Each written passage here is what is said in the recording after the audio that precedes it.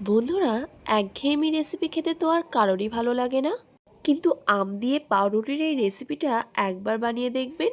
একঘেয়েমি রেসিপি তো লাগবেই না, বরং দুর্দান্ত লাগবে এটা খেতে। হাতে বেশি সময় না থাকলে এই রেসিপিটা কিন্তু আপনারা বানিয়ে নিতে পারেন। খুব সহজে চটজলদি কিন্তু হয়ে যায়। ভিডিওটা স্কিপ না করে ভিডিও শেষ পর্যন্ত দেখার অনুরোধ রইল। চলুন এবার ভিডিওটা দেখে নেওয়া যাক। নমস্কার বন্ধুরা, আবার নতুন ভিডিও নিয়ে আপনাদের সামনে হাজির হয়েছি। আমার চ্যানেলে নতুন হয়ে থাকলে চ্যানেলটিকে সাবস্ক্রাইব করে আমার পাশে থাকবেন। চলুন আর কথা না বাড়িয়ে ভিডিওটা শুরু করা যাক। এখানে আমি একটা বড় পাকা আম নিয়ে নিয়েছি। আমটাকে এবার ছোট ছোট করে কেটে নেব। আমটাকে দেখুন ঠিক এমন ছোট ছোট টুকরো কেটে নিয়েছি।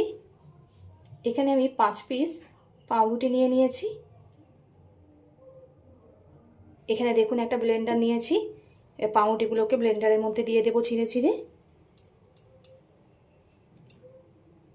পাউরুটিটা কিন্তু আমি আমার পরিমাণ মতো নিয়ে নিয়েছি, আপনারা আপনাদের পরিমাণ মতো নিয়ে নেবেন। সব পাউরুটিগুলো আমি ব্লেন্ডারে নিয়ে নিয়েছি। এবার ব্লেন্ড করে নেব। পাউরুটিটা কিন্তু আমি খুব ভালোভাবে ব্লেন্ড করে নিয়েছি, দেখুন একদম মিহি হয়েছে। এখানে একটা পাত্র নিয়ে নিয়েছি, ব্লেন্ড করে রাখা পাউরুটিটাকে ঢেলে নেব। আমি সব পাউরুটিগুলোকে ঢেলে নিয়েছি। আবারও এখানে আমি ব্লেন্ডার নিয়ে নিয়েছি। এবার কেটে রাখা আমগুলোকে দিয়ে দেব ব্লেন্ডারের মধ্যে। সব আমগুলো আমি ব্লেন্ডারে নিয়ে নিয়েছি। এবার আমগুলোও খুব ভালোভাবে ব্লেন্ড করে নেব। আমি খুব ভালোভাবে ব্লেন্ড করে নিয়েছি। এবার ব্লেন্ড করে রাখা আমটা পুরোটা এই পাউরুটির পেস্টের মধ্যে দিয়ে দেব। এবার এতে দিয়ে দেব এই চামচের মাপ করে 1 চামচ ময়দা।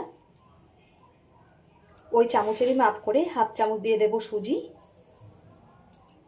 দিয়ে দেব পরিমাণ মতো লবণ। আর অল্প করে দিয়ে দেব জোয়ান। জোয়ানটা একটু হাতের ডলে দিতে হবে, তাহলে সুন্দর একটা গন্ধ বেরোবে। সব কিছুকে খুব ভালোভাবে মিশিয়ে নিতে হবে। বন্ধুরা, এই জোয়ানটা দেওয়ার কারণ, যাদের কোনো কিছু খেলে গ্যাস অম্বলের সমস্যা হয়, এই জোয়ানটা দিলে আর কোনো সমস্যাই হবে না। খুব ভালোভাবে কিন্তু সব কিছুকে মিশিয়ে নিতে হবে।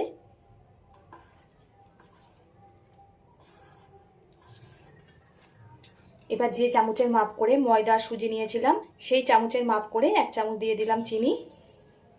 মিষ্টিটা আপনারা আপনাদের স্বাদ মতো দিয়ে দেবেন, যে যেমন মিষ্টি খেতে পছন্দ করেন।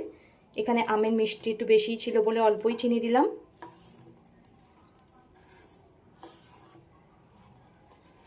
এবার যে ব্লেন্ডারে আমি আম পেস্ট করেছিলাম, সেই ব্লেন্ডারে অল্প করে জল দিয়ে দেব। বারে বারে কিন্তু অল্প অল্প জল দিয়ে মেশাতে হবে, নয়তো পাতলা হয়ে যাবে। বন্ধুরা, এইভাবে একবার আম ফুরিয়ে যাওয়ার আগে রেসিপিটা বানিয়ে দেখবেন। আশা করি ছোট থেকে বড় সকলেরই পছন্দ হবে। একেবারে কিন্তু বন্ধুরা বেশি জল দিয়ে দেবেন না, বারে বারে অল্প অল্প জল দিতে হবে, নয়তো ব্যাটারটা পাতলা হয়ে যাবে। ঠিক এমন একটু ফাটিয়ে নিতে হবে। আমার বন্ধুরা কে কোথা থেকে দেখছেন কমেন্ট করে জানাবেন। আপনারা এত সুন্দর সুন্দর কমেন্ট করেন, আমার পড়তে ভীষণই ভালো লাগে। আর আমিও বুঝতে পারবো আমার বন্ধুরা কোথা থেকে দেখছে। এভাবে পাশে থেকে সাপোর্ট করার জন্য সকলকে অসংখ্য ধন্যবাদ।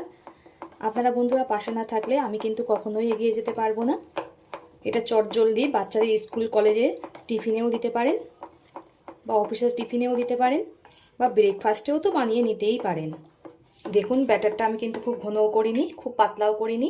ঠিক এমনই একটা ব্যাটার তৈরি করে নিতে হবে। আমার সব কিছু খুব ভালোভাবে গোলা হয়ে গেছে। যেহেতু এতে সুজি দেওয়া আছে, তাই সুজিটাকে একটু ভিজতে সময় দিতে হবে। 10 মিনিট ঢাকা দিয়ে রেখে দেব। আমি 10 মিনিট পরে ফিরে এলাম। আবারও খুব ভালোভাবে এমন ফাটিয়ে নিতে হবে। দেখুন ঠিক এমন ঘনত্বে রাখতে হবে ব্যাটারটা। এদিকে আমি একটা গ্যাসে ফ্রাই প্যান বসিয়ে দিয়েছি। ফ্রাই প্যানটা আমার গরম হয়ে গেছে। এতে দিয়ে দেব সাদা তেল। তেলটা কিন্তু খুব ভালোভাবে গরম করে নিয়েছি। এবার ব্যাটার থেকে অল্প অল্প তুলে এতে দিয়ে দিতে হবে। আপনারা যেমন খুশি শেপ পছন্দ করেন তেমন শেপে দিয়ে দেবেন। বন্ধুরা, অনেকেই আছে গ্যাস অম্বলের ভয়তে পাউরুটি বা ময়দা আটার কোনো জিনিসই খেতে চান না। এই জোয়ান দিয়ে করবেন, আশা করি তাদের কোনো গ্যাস অম্বলের সমস্যা হবে না, তারাও খুব ভালোভাবে খেতে পারবে।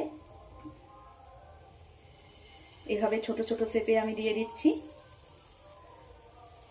আর বাচ্চাদের এটা দিলে তারা খুবই পছন্দ করবে। একবার হলেও ট্রাই করে কমেন্ট করে জানাবেন আপনাদের কেমন লেগেছে।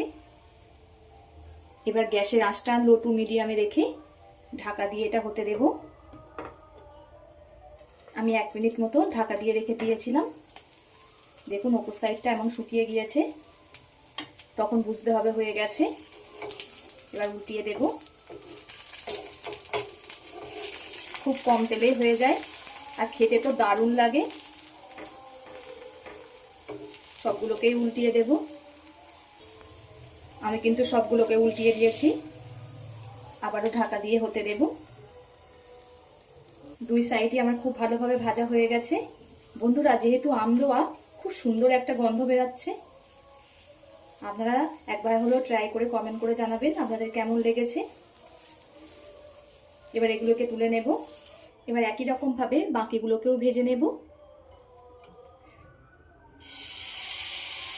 বন্ধুরা, একঘেয়েমি টিফিন রেসিপি খেতে কাউরই ভালো লাগে না। মাঝে মধ্যে যদি এমন একটু নতুনত্ব কিছু বানিয়ে দেওয়া যায়, সবাই খুবই খুশি হবে। সবাই আপনার প্রশংসা করবে। এটা এতই দারুণ হয়। আম ফুরিয়ে যাওয়ার আগে অবশ্যই একবার ট্রাই করবেন। সবগুলো কিন্তু বন্ধুরা আমার ভাজা হয়ে গেছে। দেখুন কতটা নরম হয়েছে। এতে কিন্তু কোনো সস চাটনি কিছুই লাগে না, শুধুই খাওয়া হয়ে যায়। আর খেতে তো দারুণ লাগে। আশা করি সিম্পলভাবে তৈরি করা আম দিয়ে টিফিন রেসিপিটা আপনাদের সকলেরই ভালো লেগেছে। কার কেমন লেগেছে কমেন্ট করে জানাবেন। এতক্ষণ ধৈর্য ধরে ভিডিওটা দেখার জন্য সকলকে অসংখ্য ধন্যবাদ। সবাই সুস্থ থাকবেন, ভালো থাকবেন। পরবর্তী একটা নতুন রেসিপি নিয়ে আপনাদের সামনে আবার হাজির হচ্ছি।